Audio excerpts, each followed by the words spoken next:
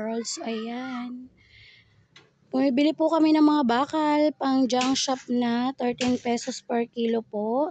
Pumipick up po kami around Nueva Ecija. Boundary po ng Tarlac, boundary po ng Pampanga, boundary po ng Bulacan, boundary po ng Pangasinan, at boundary po ng Nueva Vizcaya. Ang minimum po natin na pinipick up 100 kilos pataas po.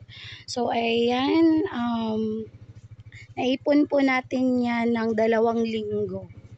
Ayan, so may minimum po kasi na kailangan bago po dalhin sa junk shop. So kailangan 500 kilos muna bago dalhin. So ayan, pinagsama-sama po yan na baka, lata, yero. Ayan po, mga alambre. Yan po yung kabuuan ng 500 kilos. Sana umabot siya. Ayan, so flat na yung gulong. Ayan, sira yung trolley natin kaya hindi natin siya dinala. So hoping umabot siya ng 500 kilos. So ayan, baka meron po kayo, just message me lang po. At pag nagkasundo po tayo sa presyo, pipick upin din po namin kaagad. So, ayan, flex ko lang po ang aming hanap buhay. That's all for today's video.